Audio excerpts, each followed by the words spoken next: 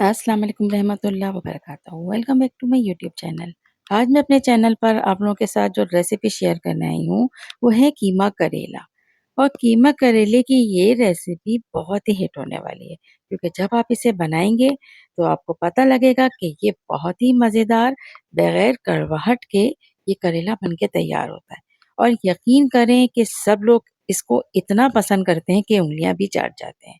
बस रेसिपी को एंड तक देखिए और स्टेप बाय स्टेप फॉलो कीजिए और बना लें ये बहुत ही शानदार और मज़ेदार से करेले बगैर करवाहट के। चैनल पे नए हैं और अगर अब तक सब्सक्राइब नहीं किया है मेरे चैनल को सब्सक्राइब करें, साथ साथ बेल का आइकन भी प्रेस कर दें। चलिए जी, आइए मज़ेदार से करेले बनाना स्टार्ट करते हैं। सबसे पहले हमने यहाँ पे करेले लिए हैं और करेलों को हमने अब सबसे पहले ऊपर से जो इसका छिलके को हम पील ऑफ करेंगे और इसके बाद इसको हमने इस तरह से स्लाइस में कट किया है।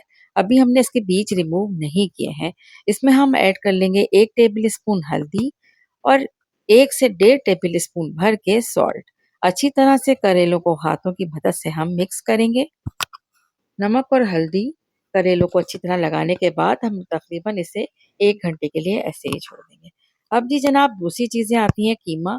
कीमा हमने लिया है यहाँ पर 350 ग्राम। इसके अंदर हमने 1 से डेढ़ टेबल स्पून लहसुन अदरक का पेस्ट ऐड किया है। इसके साथ साथ हमने यहाँ पर तैयारी की है एक बड़े साइज की प्याज की और बड़े साइज के टमाटर की। कीमे के अंदर हम यहाँ पर लाल मिर्च भी ऐड कर देंगे, कम ज़्यादा आप कर सकते हैं। मैंने 1 टेबल स्पून ऐड किया है और 1 टेबल स्पून ही भर के धनिया पाउडर ऐड किया है। हल्दी हम इसमें 1 टीस्पून ऐड करेंगे। तमाम चीज़ों को अच्छी तरह से मैरिनेट करेंगे और इसे तकरीबन 15 से 20 मिनट के लिए हम रख देंगे। अच्छा, टमाटर को हमने इस तरह से स्लाइस में कट करके रखना है। करेलों को हमने धो लिया है और इस तरह से इसके साथ हमने इसमें एक कट लगा दिया। बीज हमने इसके तमाम रिमूव कर दिए हैं। यहाँ पर हमने 1 कप ऑयल लिया है। सबसे पहले हम यहाँ पर प्याज को फ्राई कर लेंगे और प्याज को हमने सॉफ्ट होने तक फ्राई करना है और बहुत लाइट सा जब इस पे कलर आना शुरू हो जाए तो बस प्याज को कढ़ाई से हम अलग कर लेंगे। प्याज को धीमी आंच पे ही हमें फ्राई करना है, बिल्कुल जलने नहीं देना है, क्योंकि अगर हम प्याज को जला देंगे तो कीमे का कलर भी हमारा इतना अच्छा नहीं रहेगा। अच्छा जी, प्याज फ्राई करने के बाद अब बारी आती है करेलों को फ्राई करने की। सेम ऑयल में हम करेलों को भी फ्राई करेंगे और ये स्टेप हरगिज़ भी मिस नहीं कीजिएगा, क्योंकि ये ही चीज़ें हैं जो करेले को कड़वे होने से बचाती है। तो करेलों का कड़वाहट ख़त्म करने के लिए इसकी ये टिप्स जो है आप लोग ज़रूर फ़ॉलो कीजिएगा। करेलों को फ्राई कीजिए इतना कि बस वो इसकी सॉफ्टनेस ख़त्म हो जाए। धीमी आँच पर कलर इसका चेंज नहीं करना है हमने। बहुत ही टेस्टी बनते हैं। करेलों का एक ख़ास फ्लेवर होता है जो इसमें बरकरार रहता है। अच्छा, अब जो मिर्च हमें इसके अंदर ऐड करनी है उसको भी हमने हल्का-सा फ्राई कर लिया है।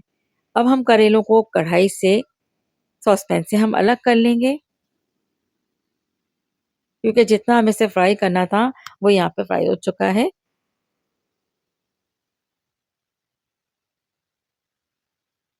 अच्छा, अब हम करेंगे बर्तन चेंज और बर्तन चेंज करने के लिए हमने यहाँ पर एक गहरी कढ़ाई ली है और इसके अंदर हमने सेम ऑयल को डाल दिया है।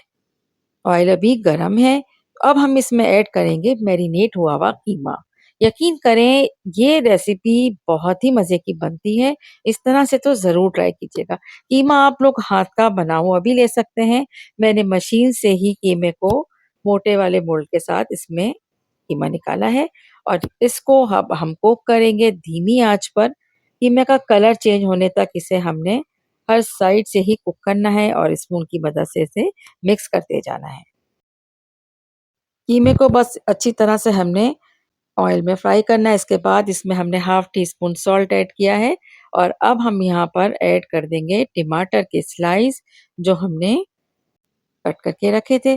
स्लाइस जितने थिन होंगे, जितने बारीक कटेंगे, इतनी ही जल्दी ये सॉफ्ट हो जाएंगे। अच्छा, ढक्कन ढकेंगे तकरीबन 1 से 2 मिनट के लिए और 1 से 2 मिनट के बाद हम जब ढक्कन हटाएंगे तो टमाटर काफ़ी हद तक सॉफ्ट हो चुके हैं।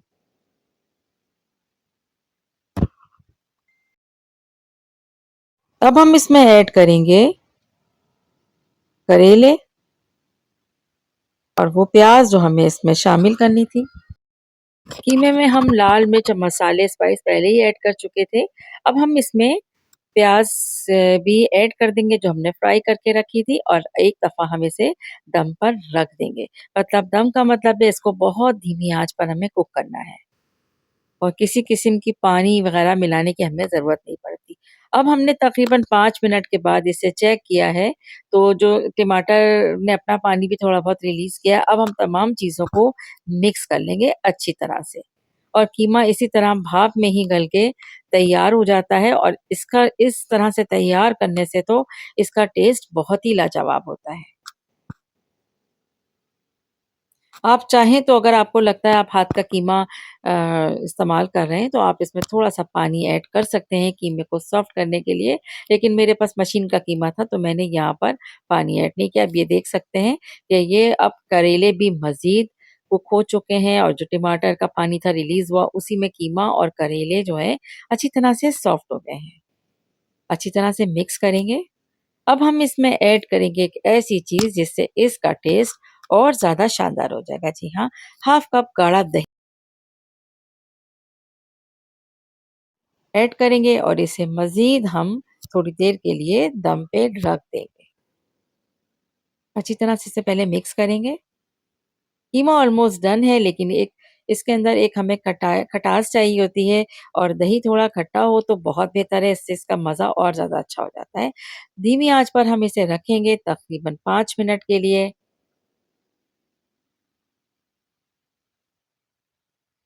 और यहाँ पर मैंने ऐड की है कलौंजी। कलौंजी भी मिस नहीं कीजिएगा, बहुत मज़े का इसका टेस्ट होता है कलौंजी के साथ। अब हमने जो हरी मिर्च को हल्का-सा फ्राई करके रखा था, वो ऐड कर दिया है और इस तरह से ये ज़बरदस्त सा दम पे, भाप पे पका हुआ करेले कीमा तैयार है। बेइंतहा मज़ेदार लाजवाब रेसिपी आप लोग ज़रूर ट्राई कीजिएगा। यकीन करें, आप लोग मुझे आके ज़रूर कमेंट करेंगे कि आपने कीमा बनाया और वो बहुत मज़ेदार सा बना है। रेसिपी को एंड तक देखने का शुक्रिया। रेसिपी पसंद आई है तो ज़्यादा से ज़्यादा लाइक करें, फैमिली फ्रेंड्स में शेयर करें। Thanks for watching, take care.